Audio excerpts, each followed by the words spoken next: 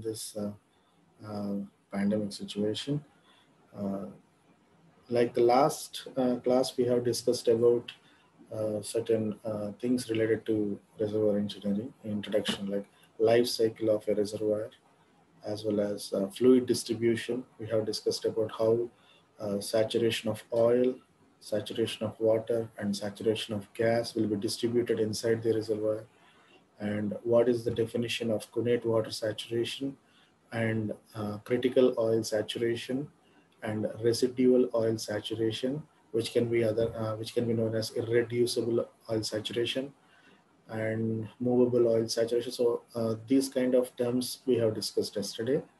And apart from that, drive mechanisms, like the significance of gravity drive mechanism, how the pressure will be maintained through gravity drive and water drive, depletion drive, and gas cap drive. So we have discussed about the properties of these drive mechanisms and the recoveries of recovery ranges of all these drive mechanisms, which we have concluded that the gravity could be the best one. And then comes water drive. Apart from that, we have discussed about reservoir properties, reservoir rock properties like porosity, permeability, capillary pressure, wettability. Uh, these are some among the properties. Compressibility, and another one is compressibility we have discussed. So I have discussed about what is the definition of porosity and the difference between effective porosity and effective permeability, and the types of permeabilities like effective permeability, relative permeability, and absolute permeability. When it comes to capillary pressure, how the capillary pressure definition have been defined, like pressure of non-wetting phase minus pressure of wetting phase, that can be defined as capillary pressure. And then we have discussed about an equation PC is equal to 2 sigma cos theta by RC. So where this theta, that is contact angle, how it can be measured when there is a reservoir which was saturated by oil and gas fluids, oil and water fluids, how the Minsky will generate this contact angle, and what will be the radius of that capillary tube, and how it will be incorporated in that equation. And wettability, we have three types of wettabilities we have discussed. One is oil wet, intermediate wet, and water wet. So there are other wettabilities are also there. So mainly we have discussed about, like, since we have two major fluids which are immiscible and we are interested of these two fluids, one is oil and another one is water. So we are going to like oil wet, automatically it says that it is wetted with gas also. Why? Because both are related to hydrocarbons. So when we talk about in wettability, we talk about oil, it can be related to gas also. So oil wet, where it has a contact angle towards oil, it will be less than 90 degrees. When it comes to intermediate, it will be 90 degrees. When it comes to water wet, it will be more than 90 degrees. I'm talking about the angle which will be made by oil with respect to surface. So opposite, it will be applicable for water. And apart from these wettabilities, three types of wettabilities, we have fractional wet is there, and mixed wet is there. So there are like these were of low interest. So we have discussed about majorly oil, water, and intermediate wet. So the one which we are interested is the mostly oil wet. Why? Because the saturation of oil will be more in oil wet reservoir. So if you could able to find a reservoir which is wetted by oil, then the saturation of oil will be more, so that you can have a chance of producing oil also in a major way. So, but at the same time, since it is wetted by oil, it is not that easy to exploit oil from the reservoir. Why? Because reservoir itself has a characteristics to absorb oil towards its surface. So it is not that easy to extract oil from that. So you have to apply different techniques, uh, like enhanced oil recovery techniques are there. There are like number of techniques are there which can help to alter the properties of reservoir, so that you can able to extract oil. You have to convert that oil wet to either intermediate or water wet. So you have to do some research regarding that. So today, with that summary of yesterday, let us go into today's topic. So we have discussed about reservoir rock properties yesterday. So let us discuss about fluid properties.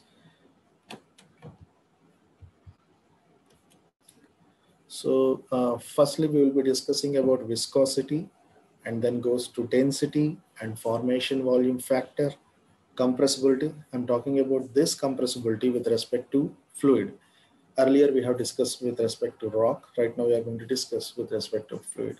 Solution gas, the amount of gas which have been dissolved per unit amount of oil. Uh, this is what exactly the definition of solution gas. Let us go with viscosity. So oil viscosity, we are having three types of oil viscosities that will be measured inside the reservoir. One is dead oil viscosity, saturated oil, and below saturated oil viscosity. First of all, I will be telling you what exactly is dead oil viscosity. Dead oil viscosity is another name for that one is unsaturated oil viscosity. So that name also will be given to this. This is like before production, you haven't done any operation to the reservoir. Like you have drilled the well, but you haven't perforated it. That means there is no production at all before drilling a well, or else if you have drilled the well but you haven't started to produce, there won't be any changes inside the reservoir, like pressure drop or anything. Nothing will be there. Like whatever pressure it was there earlier, that will be static. So there is no change of pressure. Reservoir pressure will be as it is, near to the well or away from the well, away from the drainage area. Wherever you measure the pressure inside the reservoir before production, that will be same. So that means like your reservoir is in rest mode. It is in rest mode. That it was not exactly in dynamic mode. When it will be coming into dynamic position is once you start opening the perforations, where the pressure disturbance will be generated, so that oil will flow into the perforations and into the drill pipe, so that there will be changes of the volume of oil as well as gas. Whatever reservoir fluids are there, that will start to alter. Besides that, pressure also will be altered. But before production, before opening the well, before opening the perforations, before doing any kind of operation, your reservoir will be under rest position. In that position, the oil viscosity will be considered to be dead oil viscosity. Dead oil representing oil, like there is no movement. Like a dead body, there is no movement. You can take like that. You can context it like that. So when there is no movement of oil, that too before production, then if you measure the viscosity of oil, that can be considered to be dead oil viscosity. Then comes, once production starts, pressure starts to get declined. It will be declined from reservoir pressure. Reservoir pressure will be the maximum pressure, like where the at the target depth of the reservoir, what will be the pressure that will be measured to the reservoir pressure. So once you start producing oil from that pressure, then oil starts to flow into your well, then pressure starts to get declined. So this declination will continue. Pressure decline will continue. Why? Because with pressure difference only flow will happen. So there should be two pressure locations must be there. One should be high, another one should be low. So right now the pressure started to reduce from reservoir pressure, which is supposed to be the maximum one. So once the pressure starts to get declined, oil will start to flow into the well. So earlier I have discussed about solution gas, which is present inside oil in the form of oil. So this solution gas will start to expand, like it will start to expand inside. When you start to reduce pressure, solution gas, which is present inside oil, will start to expand. Why? Because this is compressible fluid, but oil is not compressible. Like even though it is compressed, it is very, very much less. But solution gas, which is present inside oil, that is a compressible fluid. So in the compressible fluid have been present inside an incompressible fluid. So with reduction of pressure, that compressible fluid will start to get expanded inside in an incompressible fluid. So that automatically oil also will start to get expanded. Why? Because it was there inside the crude oil volume. So automatically this volume of oil also will get expanded. So until you are reducing pressure, like oil started to flow into the well, it started to move from bottom hole to wellhead, like it is moving from lower end to top end. From bottom hole it is moving towards wellhead. While it is moving up, pressure starts to get declined. It is reducing from reservoir pressure. At a particular point, at a particular pressure, at a particular time, the reservoir pressure, the pressure with the pressure difference, how it is going up, it will be reaching to a particular point where that solution gas, which I have mentioned to be compressible fluid, which is present inside incompressible fluid, starts to get escaped, first bubble of solution gas will start to escape from the oil volume. That particular pressure, at which pressure this oil starts to get, this solution gas which is present inside oil starts to get escaped, that pressure we will be naming it as bubble point pressure. At that particular pressure, solution gas which is present inside oil starts to get escaped. It will start with one bubble. We will be, like the calculation comes like this. If one bubble, first bubble, where the first bubble starts to get escaped, that particular pressure will be calculated to be bubble point pressure. And the condition where the first bubble starts to get escaped is your saturated condition. Above that is unsaturated condition, where the oil will be named to be dead oil. When it comes to bubble point pressure, the condition is represented as saturated condition. And the pressure, when you measure at saturated condition, that pressure will be named to be bubble point pressure. And when you measure viscosity at bubble point, then the name of that particular viscosity is saturated oil viscosity. So saturated oil viscosity means blindly at bubble point pressure, the viscosity of oil. Dead oil viscosity means it is above bubble point, whatever pressure, like when you, before production, the reservoir pressure will be very high. So at that point, if you measure the viscosity of oil, that is considered to be dead oil viscosity. Then after reaching bubble point, if you still move up, the gas started to escape from oil. It will continue to escape. Pressure starts to get reduced before bubble point, above bubble point, then gas will start to get escaped. This will continue, and the condition over there is considered to be below saturated oil viscosity. So if you measure pressure below bubble point at any pressure point below bubble point, then the viscosity, if you measure not pressure, sorry, if you measure viscosity before bubble point, means below bubble point, pressure starts to reduce from reservoir pressure to bubble point, and after bubble point it will be moving towards surface pressure. So below bubble point, if you measure viscosity of oil, then that is considered to be below saturated oil viscosity. So under saturated is dead oil, saturated is bubble point, and below saturated is below bubble point, whatever pressure is there. When you measure oil viscosity at that point, that is considered to be saturated, below saturated oil viscosity. So these are the conditions of different viscosities if you measure over here. And the viscosity of oil is dependent, or else like it is a function of pressure, temperature. P represents pressure, T represents temperature, and gamma is that representing composition of either gas which is present inside solution, at the same time composition of oil also.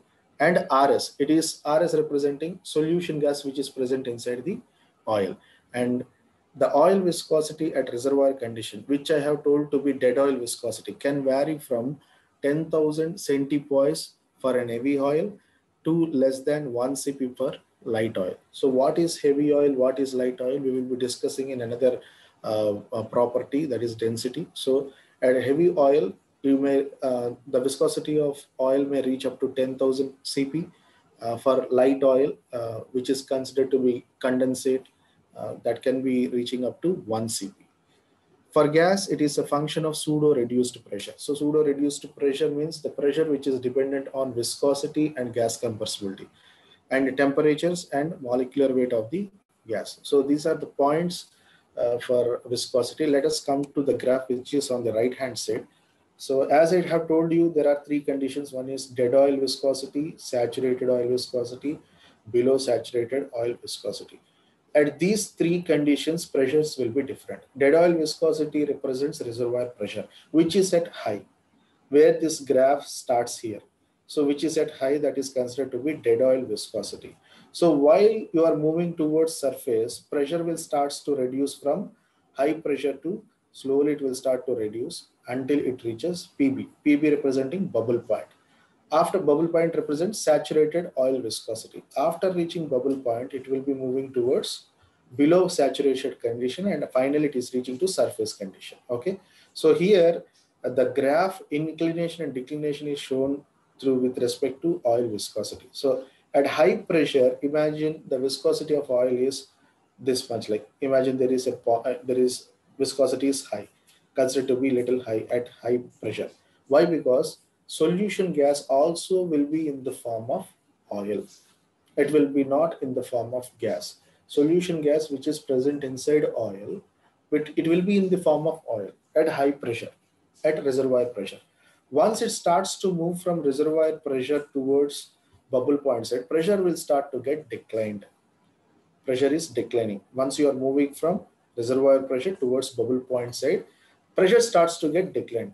Once it is declining, the solution gas which is present inside oil will start to expand. Why? Because this is compressible fluid. It has a property to expand when you reduce pressure. That happens inside crude oil volume. It is happening inside the volume of oil. So that volume of oil also will start to get expanded. In that way, a little, since this volume of oil is started to get expanded, and the solution gas which is present inside oil also started to get expanded, viscosity will start to reduce. Why? Because the expansion is happening. Expansion, when you reduce pressure, expansion will make less viscous. Compression will make more viscous. Expansion will make less viscous. So since expansion is happening inside the volume of oil, the viscosity will start to get reduced. It is not reducing drastically, but gradually it is reducing until you reach bubble point pressure. Once you reach bubble point pressure, what happens is that solution gas which is expanding inside oil will start to get escaped from oil. So once the solution gas starts to get escaped from the oil, oil is an compressible fluid, sorry, incompressible fluid. So the amount of compressibility which is present is starting to get escaped. It means it is becoming more incompressible. So once it is becoming more incompressible, the viscosity also will rise up. Why? Because incompressibility represents compression. Because of expansion, viscosity will reduce. Because of compression, viscosity will increase. So once this gas starts to escape from oil volume, this expanded oil will start to get compressed. Once it is compressing, the viscosity of oil will also getting raised. Why? Because this incompressible fluid is escaping. So the remaining fluid is compressible. Compressible fluid is escaping. So the remaining fluid is incompressible. Compressible fluid represents solution gas. Incompressible fluid represents oil. So the remaining is pure oil, which is having high viscosity. So after bubble point, compressible fluid which is present inside incompressible fluid will start to get escaped. Because of that, incompressible fluid proportion is increasing and compressible fluid proportion is decreasing. So that viscosity is also increasing. Why? Because of incompressible fluid. So that is what happened below bubble point pressures. After reaching bubble point pressure, below this, viscosity will start to rise. Why? Because solution gas is started to get expanded, and so it will be escaping from the system. So the remaining fluid is oil only, which is incompressible. Incompressible represents more viscous. When solution gas is escaping with pressure difference, slowly this incompressibility will also increase. That will increase viscosity. At the surface, you are going to receive the oil without solution gas, which is having high viscosity. So this is how oil viscosity will vary when you alter reservoir pressure from reservoir pressure to bubble point, from bubble point to surface conditions. Here the condition is represented to be dead oil viscosity. Bubble point pressure is considered to be saturated oil viscosity, and surface condition, like below whatever pressure, if you measure below bubble point, that can be considered to be below saturated oil viscosity. So the viscosity at dead oil will be higher. When it comes to bubble point pressure, it will be the least one. After that, viscosity will show a hike. Below bubble point pressure, viscosity will start to hike. Once you reach to surface, you will be getting high viscous amount of crude oil. This is about oil viscosity. Let us come to density. Here we are going to discuss about what is lighter crude oils, what is heavier crude oils. So density of reservoir fluids will be measured with respect to API, not with specific gravity. So American Petroleum Institute, this is the definition of API. This is the unit we are going to measure for density for reservoir fluids, and the formula to measure with respect to specific gravity 141.5 by specific gravity of any fluid. If whatever fluid you are measuring, if you are measuring for water, specific gravity will be 1, so that it will be giving you 10. API gravity will be giving you 10. So in that way, specific gravity, with respect to specific gravity, you can measure API gravity of any reservoir fluids. 141.5 by specific gravity minus 131.5. So crude oil ranges will be in between 15 to 45, generally crude oil. And the light crudes, Brent or WTI, it will be around 35 to 45 API gravities. Condensate, mainly propane and butane, which will be having API gravity more than 45. And medium crude oils will be in a range between 25 to 35, and extra heavy oil will be less than 15. As I said, crude, if you measure API gravity for water, it will be giving you the value of 10. There are some cases where oil API is less than 10 also. So it is thick tars have been found at some particular fields where API gravity has shown to be less than 10. Here, how much less API gravity that represents, that much denser. So the density is represented to low API gravity. Low density is represented to high API gravity. So water is denser than oil, so it will be coming near to 10 API, but there are certain cases where oil found to be less than 10. Extra heavy oil has an average value of 15 API. This is how the density of reservoir fluids will be calculated. Let us go for another property of reservoir fluid, that is formation volume factor. So how this formation volume factor of oil will be measured? The same definition will be applied for gas also. So this is a ratio between the volume of oil measured at reservoir. It could be in barrels. The same volume, when you bring it to surface, what will be the volume of it? That is like volume of oil at reservoir to the volume of the same oil at surface condition. What will be the difference? Like, first of all, we need to understand at reservoir conditions, you have taken some amount of oil volume. Let us consider to be 200 barrels of oil have been collected for reservoir conditions. When you bring this 200 barrels of oil to surface, as I discussed earlier, because of viscosity, like dead oil, saturated and below saturated, after reaching saturated position, like after reaching bubble point position, pressure, your solution gas will start to get expelled. It will be escaping from the reservoir. Then volume will starts to shrink. Why? Because solution gas is expelled from the reservoir after bubble point pressure. Then once you reach to surface conditions, volume will totally shrink. Why? Because at reservoir conditions, oil will not be by itself as pure oil. It will carry solution gas also. But when it comes to surface, solution gas will be escaped. Then the remaining oil, what will be there, that will be observed at surface conditions. So definitely volume will be shrinking. The volume will not be same. Okay. So at reservoir conditions, volume will be very high. But when you come to surface conditions, volume will be low. In that way, volume of oil at reservoir as well as volume of oil at surface condition will be measured. Let us see how the formation volume factor starts with dead oil viscosity and how it is going to reach to surface conditions. At dead oil viscosity or reservoir conditions, the volume of oil have been measured to be 200 barrels. Imagine if it has measured with 200 barrels, when you bring it to surface, it will be probably 100 barrels. It will be probably 100 barrels. So 200 by 100, the value is coming to be 2. So it is more than 1. So it is showing the value will be more than 1. So once you started to measure formation volume factor at reservoir conditions, it will be giving you a positive result. It will be probably more than 1. It may be 2 or 3 or even 4. I'm just telling a case study. It could be even 100, even 1,000. So it all depends, like 1.2, 1.5, even more than 4, 5, anything, any value it could be. So once you start to move towards bubble point pressure, as we discussed earlier, the solution gas, what is present inside oil, will start to get expanded. So the volume is expanding. You started at reservoir pressure. You are moving towards bubble point, means pressure is reducing.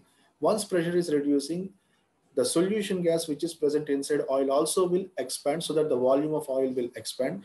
So this numerator value is becoming more when it is compared to denominator value. So once the numerator value is becoming more when it is compared to denominator value, while moving towards pressure reduction side, then the value will increase. So you can see a small hike. It is going towards bubble point side. It is going towards inclined way. It is going towards bubble point side. Why? Because the volume of fluid at reservoir, when you reduce pressure, it started to increase. Why? Because of solution gas which is present inside oil started to expand, so that the volume of oil is also expanding. Overall, the value is increasing. In that way, it will be showing towards inclined direction until you reach your bubble point pressure, where the gas starts to escape from your oil system. The expanded fluid which is present inside oil is escaping.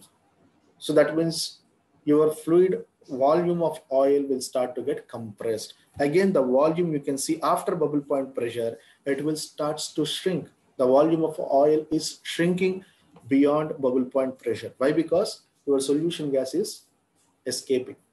So once you start reducing pressure from bubble point towards surface, the volume of oil will start to shrink. Means numerator value is reducing, denominator is always constant.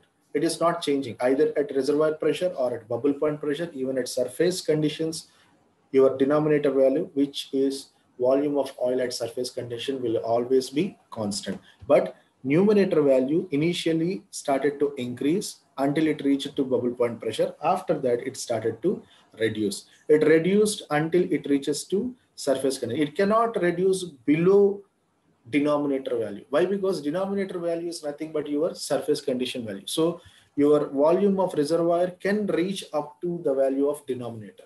It cannot go beyond that.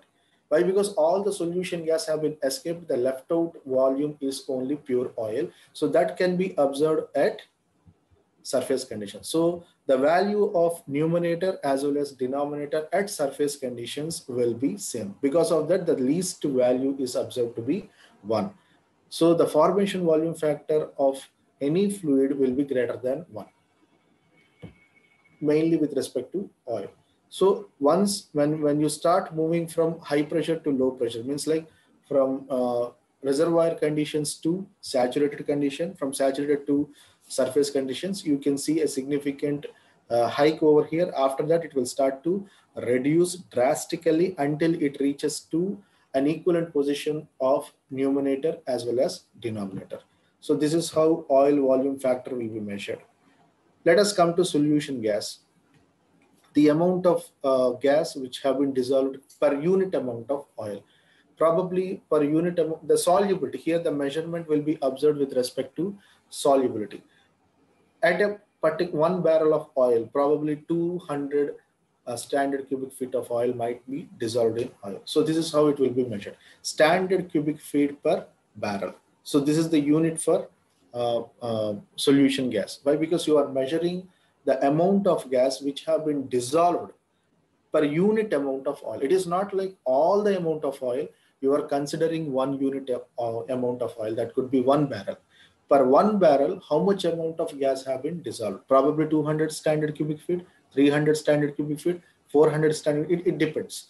It depends on pressure also. If pressure is high, then the solubility is considered to be high. In the same way, all the time we will be having 3 conditions. One is reservoir, bubble point, and surface conditions. At reservoir condition, as I said, high pressure will be there.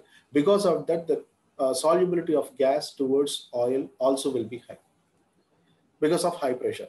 Once you start to move from here to bubble point pressure, it shows a constant solubility. There is no increment or decrement of this solubility until you reach bubble point pressure.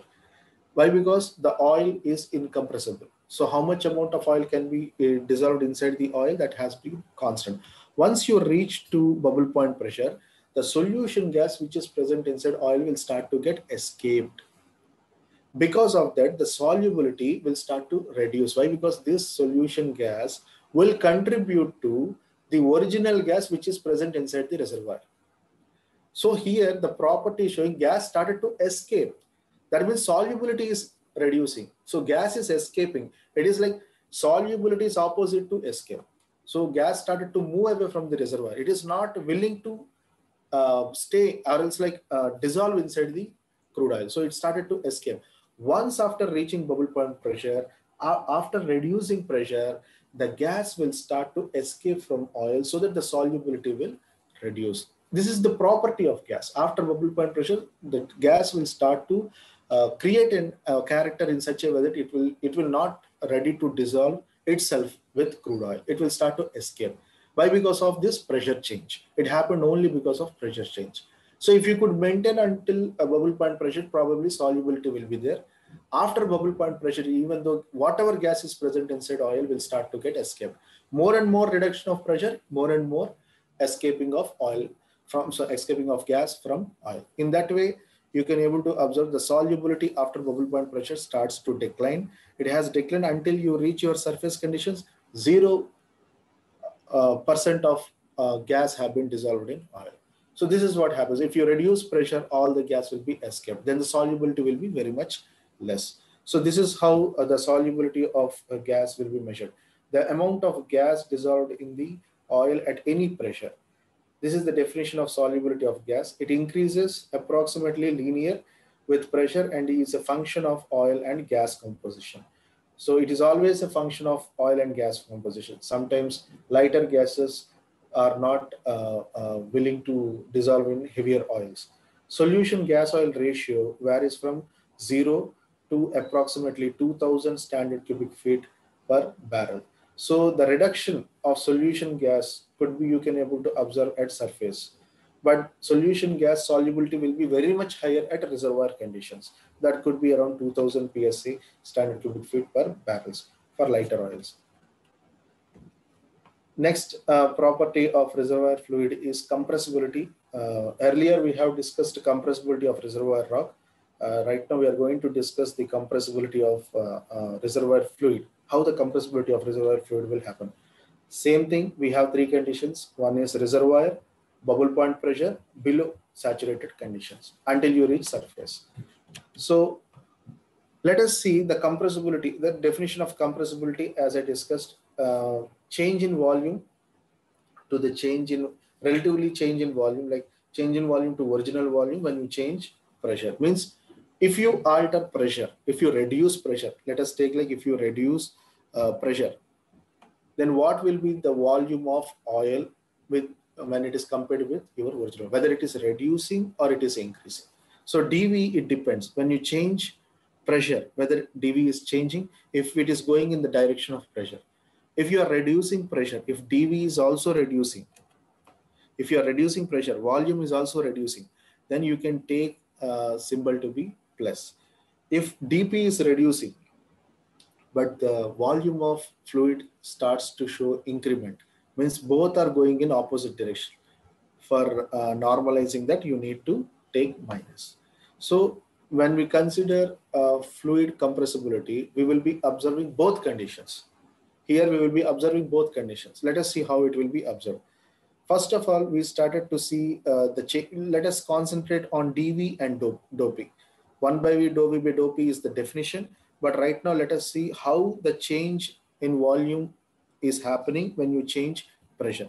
If the pressure is reducing, if pressure is reducing from reservoir to bubble point, pressure will reduce generally. So what will happen to the volume of oil? As I said earlier, we were discussing from earlier itself, the solution gas which is present inside oil will start to expand. In that way, volume will also expand.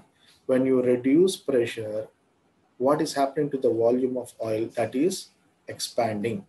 That is expanding. So opposite effect is happening. So you are reducing pressure, volume of oil is increasing.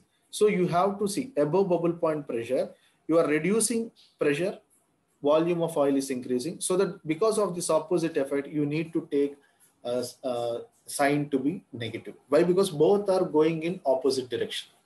To make it a normalized magnitude, they are going to take negative sign. Okay, it happens until you reach bubble point pressure. Why? Because you are reducing pressure, volume of oil is increasing until you reach bubble point pressure. Once you reach bubble point pressure, sharp increment of compressibility observed. Why? Because this gas starts to get escaped from the oil system. This gas starts to get escaped from the oil system. Once gas escapes, then what will happen to the already expanded volume of oil? Why? Because until you reach bubble point, you have witnessed that oil volume is expanding. After reaching bubble point pressure, already expanded oil has reached to maximum. Then right now, gas started to escape from the oil. Then oil will starts to shrink. You can see you are reducing pressure below bubble point, and you can observe volume of oil is also shrinking. In that way, both are going in same direction. Reduction of pressure, volume is also reduced. In that way, you can take the sign to be positive. So below bubble point pressure, compressibility will be plus 1 by V dou V by dou P. Above bubble point pressure, compressibility will be minus 1 by V dou V by dou P. Okay, this is how compressibility of oil will be measured below bubble point and after bubble point until you reach your surface conditions. So bubble point pressure starts from compressibility from bubble point pressure to surface condition, it will be positive. From reservoir conditions to bubble point pressure, it will be negative. Sorry. Okay. From reservoir condition to bubble point pressure, compressibility is measured to be negative. From bubble point pressure to surface condition, compressibility is measured to be positive. Let us discuss about reservoir classifications. We have two types of reservoirs generally will be observed. One is oil reservoirs, another one is gas reservoirs. So we have four types of reservoirs are present in oil as well as gas. Black oil, low volatile, high volatile, near critical, retrograde, near critical, wet gas and dry gas. In our class, we are going to discuss at present regarding to oil reservoirs. So let us go into what are these oil reservoirs, what are these gas reservoirs. Before that, you need to understand what is bubble point. I already told you bubble point is the pressure point. It is related to only pressure, not for temperature. It is a pressure point where the first bubble from oil will start to get escaped. And this bubble is from solution gas. The solution gas which is present inside oil will start to get escaped at a particular pressure. That pressure is named to be bubble point pressure, and the condition is named to be saturated condition. When it comes to dew point, so gases will be evolved with high pressure. Gases starts to collide each other at a particular pressure. These collision will happen in such a way that all gases will start to form a liquid droplet. Where will be this form of liquid droplet will form? At a particular pressure, if gas is condensed to liquid, then that particular pressure is known to be dew point pressure. This is also pressure point. See, bubble point is like conversion of liquid to vapor. Dew point is like conversion of gas to liquid, like condensate to liquid. So it is like a reverse of condition of bubble point will be dew point. Then comes critical point. This is the point where at a particular pressure point, or you can take it as temperature point, both will exhibit similar properties. What are those two? One is oil as well as gas. So oil and gas both represents hydrocarbons. At a particular pressure and temperature, you can able to see both will exhibit similar properties. You cannot distinguish between whether it is gas or it is oil at that particular pressure. That pressure is your critical point. Then comes quality lines. This quality lines represents a liquid volume of phase envelope that we will be discussing further. And then comes Crickondendorf and Crickondendorf. This can be discussed while showing a graph. So let us come into how these three things will be defined. Let us take a pressure and temperature graph. There is a reservoir fluid which is having oil and gas. So let us take a fluid volume of 100. You are having 100% liquid volume. You have taken crude oil which is having 100% liquid, 0% gas. But this liquid can be converted to gas. Why? Because when you reduce pressure, fluid from 100% liquid may start to reduce towards gas. So when you start reducing pressure, you are reducing pressure. You started to move towards reduction in pressure, keeping temperature constant. Then you started to witness that once at a particular pressure, where that gas bubble which is present inside oil will start to get escaped, and the percentage of liquid starts to reduce from 100 to 99. So you have reduced pressure by keeping temperature constant. You reach it towards a particular pressure. That is what bubble point pressure is about. That is what I'm telling about bubble point pressure. You reach to a pressure where first bubble started to get escaped from, and liquid has converted from 100% to 99%. Once it started to convert from 99%, it will continue. If you reduce pressure, if you increase temperature, it will even more agitate. It will act like a catalyst. Like when you are increasing temperature by reducing pressure, then this gas escaping will start to increase. Imagine that you have increased temperature by reducing pressure. Then the liquid volume will start to reduce from 99 to 98, 97, 96, 95. So like that it has started to reduce. The liquid volume is reaching, and finally it reached towards a point where the liquid volume was kept to be 1% and remaining thing have been converted to 99% of gas. So that is your dew point. So right now, after this, all the gas molecules have been converted to liquid. All the gas molecules have been converted to liquid, and the liquid volume, what is left out is 1%. So just 1% of liquid is there. Remaining liquid have been converted to 99% of gas. After that, if you take like 100% liquid volume I have taken, if you take 99%, then the bubble point will be witnessed here. Then it will be continued. In the same way, if you take 80%, the bubble point will be witnessed here. Then that will be continued like this. If you take 70%, the bubble point will be witnessed here. And it is so bubble points, if you measure, it will be looking in the form of this red line. All the bubble points with the reduction of liquid volumes will be giving you this red line. So you are connecting all the bubble points here. All the bubble points have been connected. Once you reach here, then here afterwards, you started to see dew points. Why? Because you started to witness 99% where the two-phase region started after this 99. Why? Because liquid with 1% of gas have been generated at bubble point. After that, this liquid started to reduce and gas started to increase. So 99 of liquid became 98 and 1% of gas become 2. So in that way, it will continue until it reaches 1% of liquid and a 99% of gas. Both are happening with two-phase region. Until this point, until you reach this point, you are observing two-phase regions. After that, there won't be presence of liquid. There will be only presence of gas. Why? Because 1% of liquid will be converted to 0. If you still more increase temperature and reduce pressure, after 1%, this 1% liquid will be converted to gas, and you will be seeing only gas. There won't be two-phase region.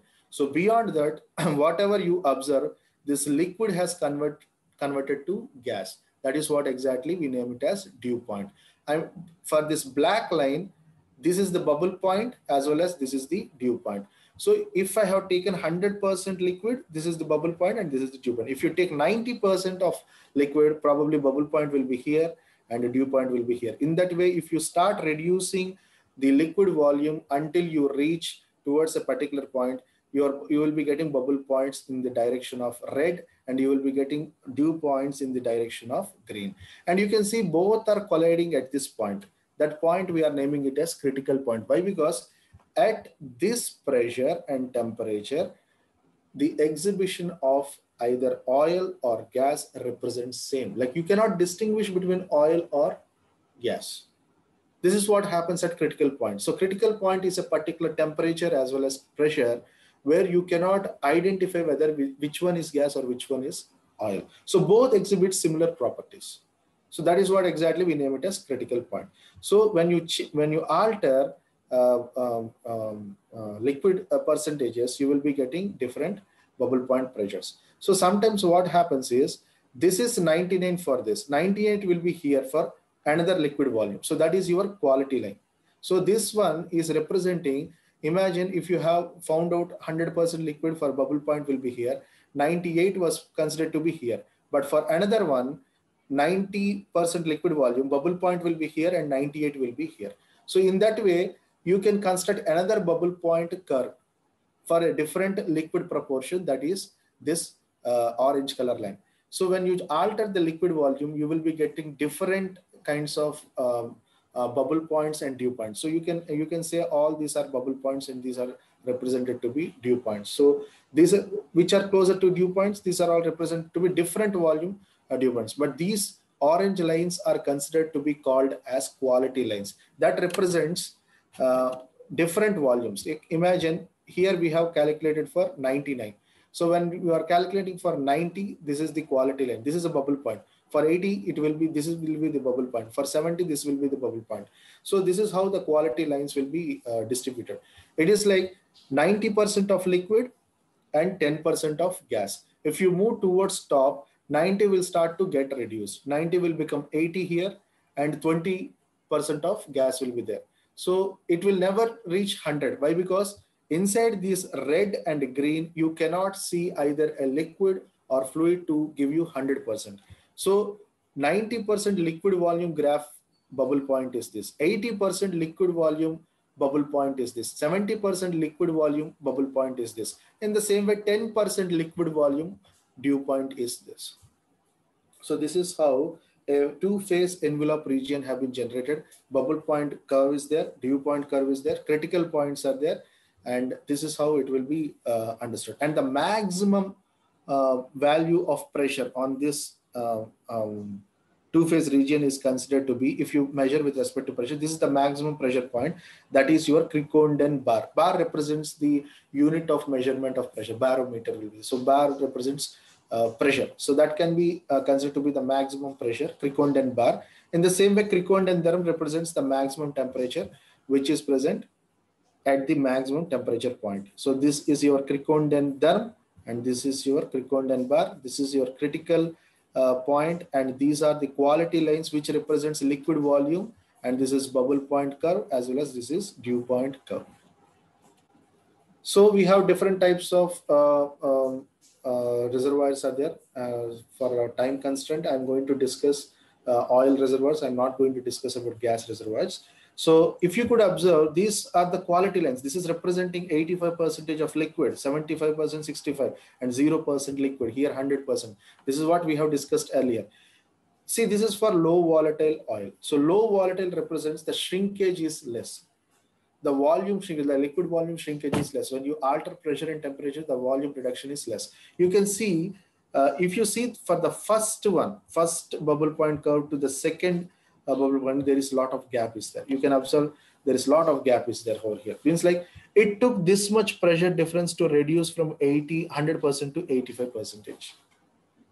So there is a lot of pressure reduction was taken place to convert 100% liquid volume to become 80%. So why? Because this is the property of a oil reservoir where it is low volatile.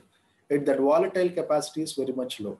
So it takes a lot of pressure reduction to reduce from 100% liquid to 90 to become 80. So it will take a lot of pressure reduction. But when it comes to high volatile, you can see very much pressure reduction have been observed between the first bubble point and the second quality line. That means like liquid is shrinking very fastly. This is like high volatile crude oil. If you reduce pressure, you can able to observe the reduction of liquid volume is also reducing very fastly. So this is the difference between low volatile as well as high volatile. You can see the gap is very low in between these two lines.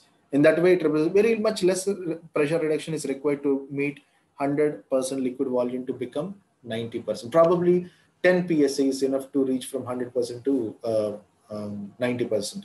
But when it comes to here, it could take around 1000 psi difference. Could like 1000 psi difference is required to convert 100% liquid to become 85, like 90% of liquid. So this is the difference between low volatile and high volatile.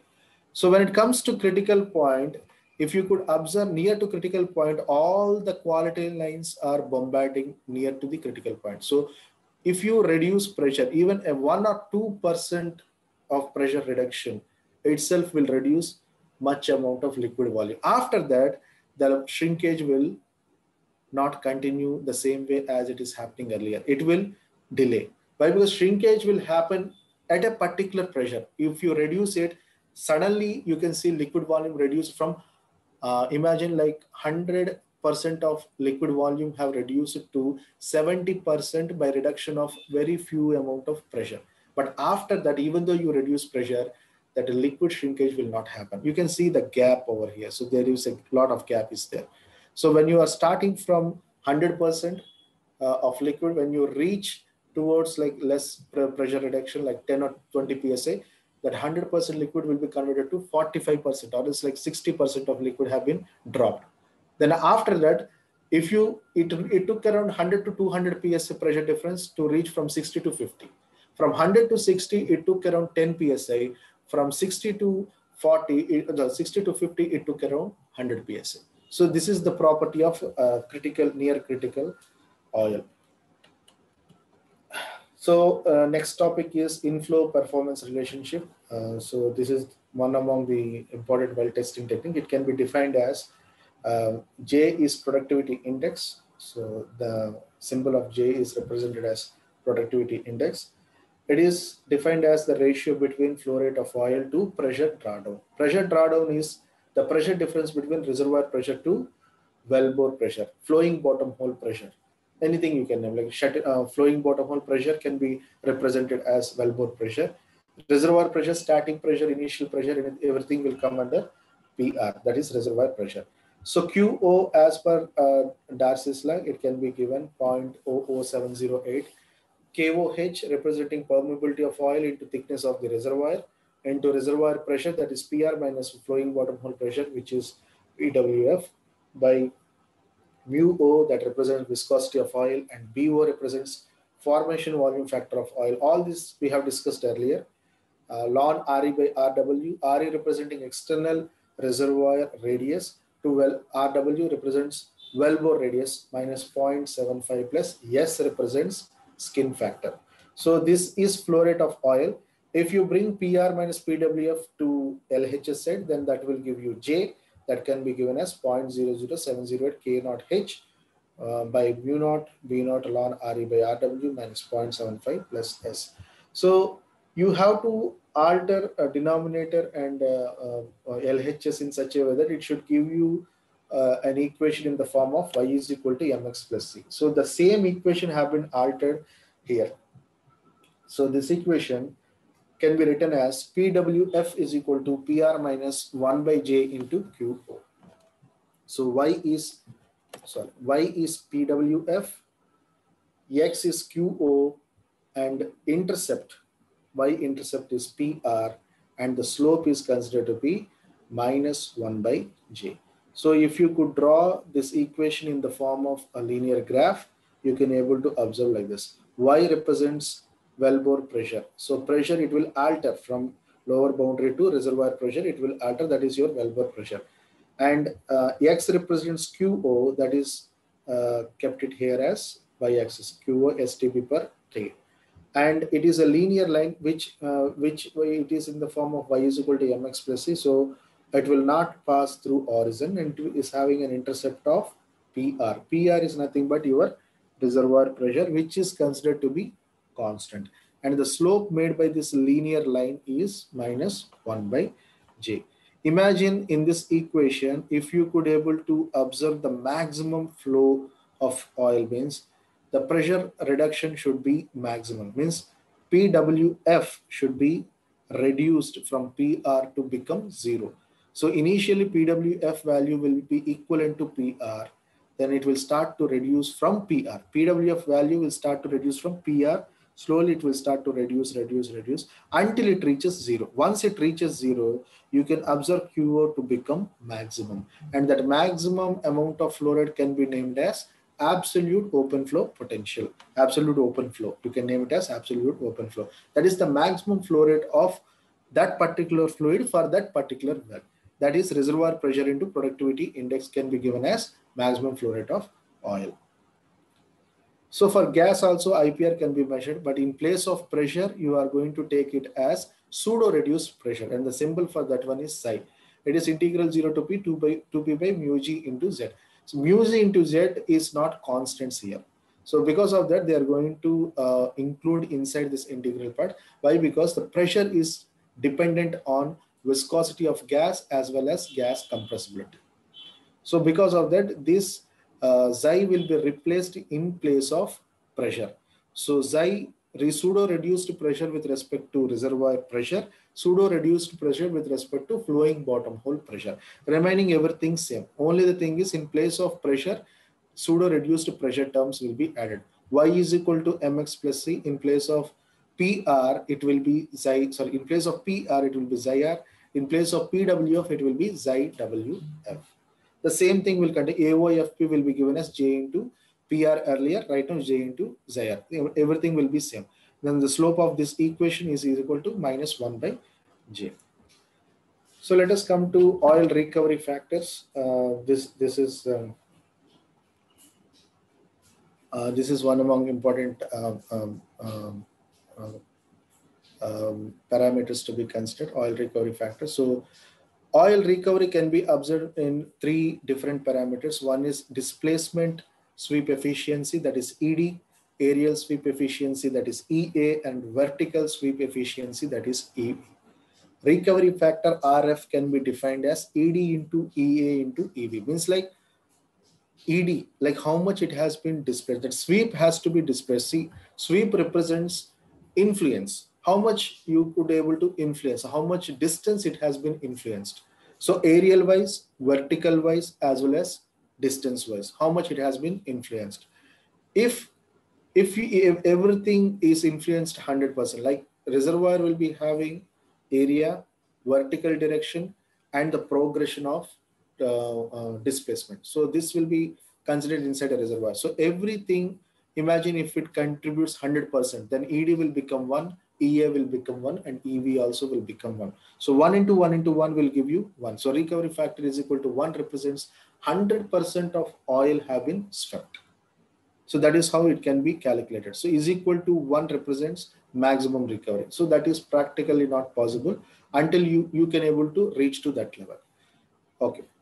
Let us go for how we are going to measure ED, EA and EV with respect to reservoir. Let us take a rectangular reservoir. So this reservoir have been completely filled by oil, and it has to be covered in the direction of X, Y, and Z axis. Let us take X axis in the direction of orange color line, and Y axis in the direction of blue color line, and Z axis in the direction of yellow color.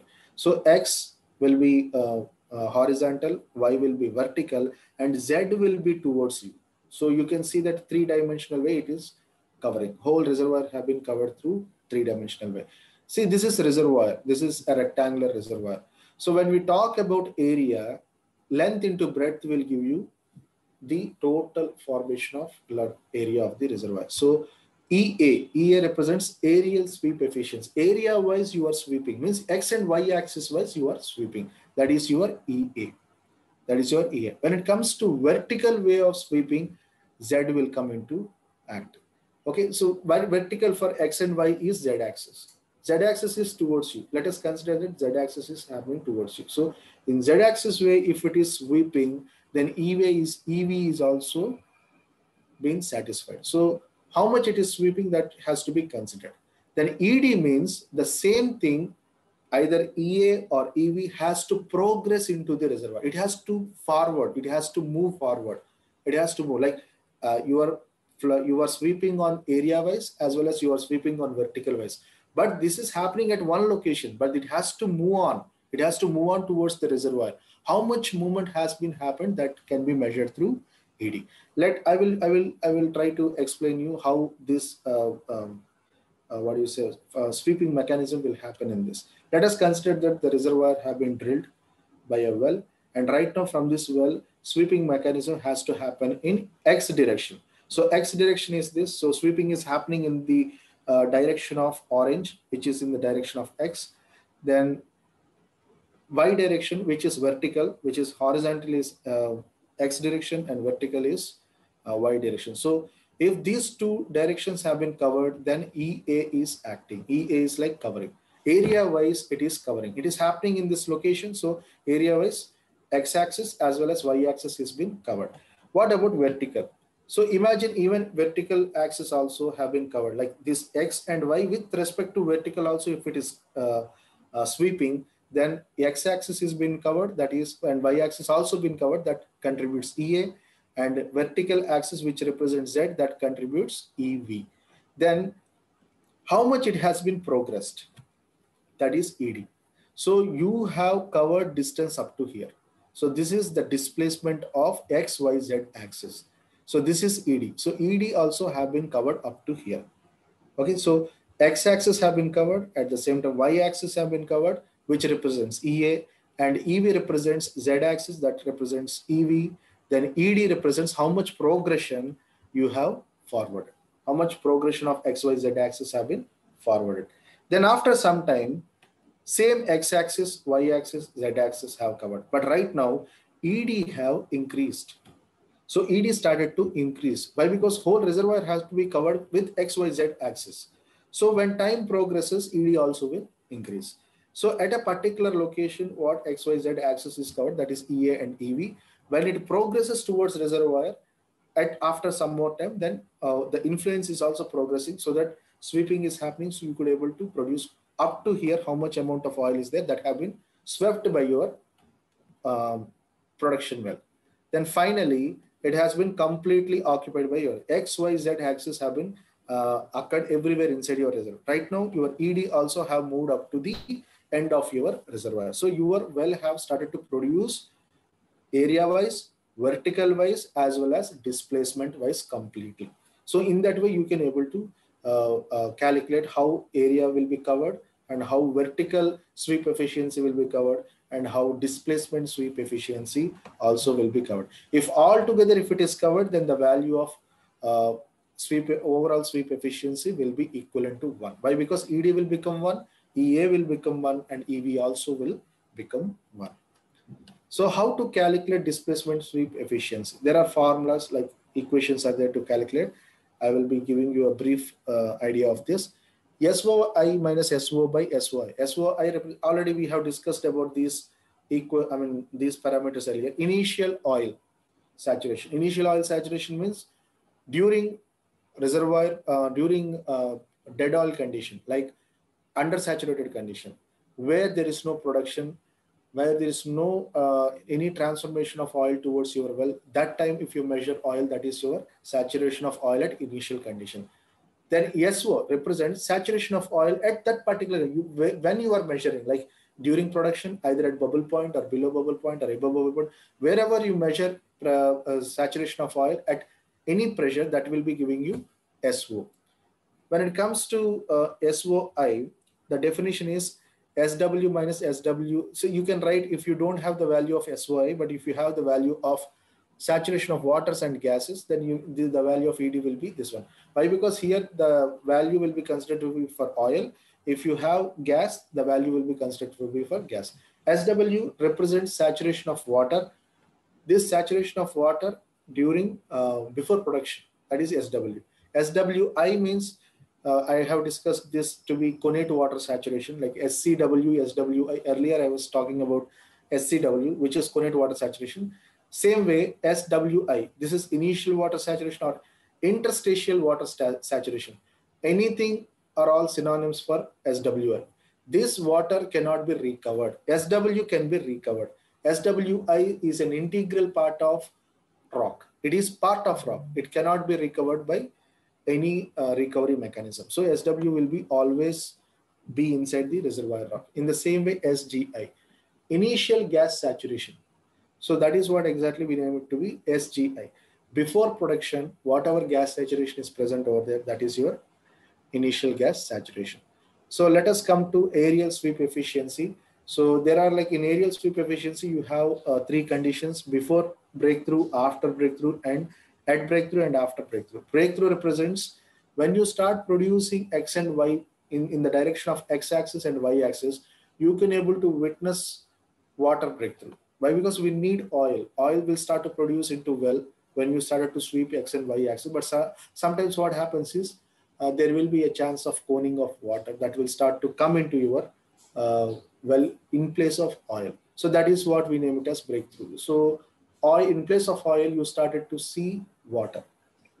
So before breakthrough, the formula to calculate aerial sweep efficiency is Wij by SWBT minus SWI.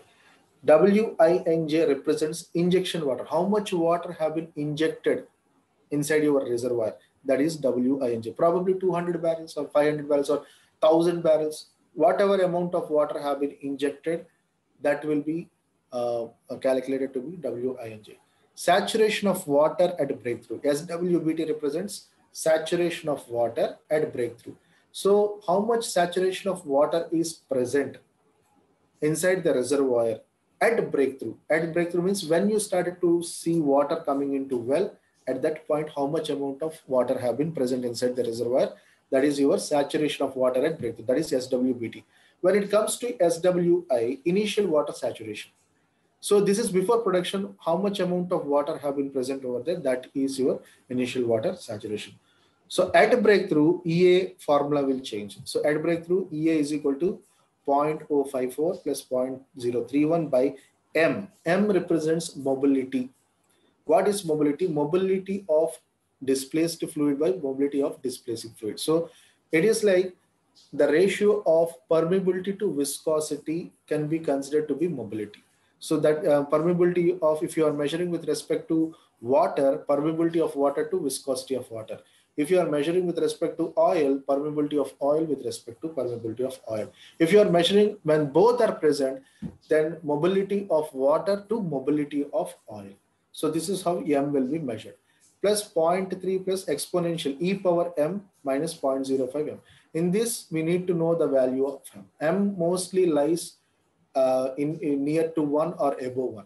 So favorable condition is less than 1. So what is the value of M has to be defined earlier to calculate EA at breakthrough. Then once it is calculated, if you want to measure EA, aerial sweep efficiency after breakthrough, like breakthrough have happened, like water started to see inside the well, then you need to take aerial sweep efficiency at breakthrough, which is the value of EA with respect to M, plus 0.633 log the water injected by water injected at breakthrough. So Wij represents water injected. Overall water injection is considered to be Wij. At breakthrough, like WIBT represents water injected, how much water have been injected until you reach breakthrough. So that is your WIBT. So water injected, this, the difference between Wij and WIBT is, Wij is overall injection of water. Even before breakthrough, at breakthrough, after breakthrough, up to that condition, how much water you have injected. WIBT means until you reach breakthrough, how much water you have injected. If you know these values plus EABT with respect to M, you can find out EA after breakthrough. When it comes to vertical sweep efficiency, Stills have given a method to calculate vertical sweep efficiency with respect to permeabilities and thickness of the reservoir. See, permeabilities can be written as K, thickness of the reservoir will be given as H, and these are the numbers of layers. J is equal to 1 to I, J is equal to I plus 1 to N, Ki HT. So I will explain each and every term by a small diagram.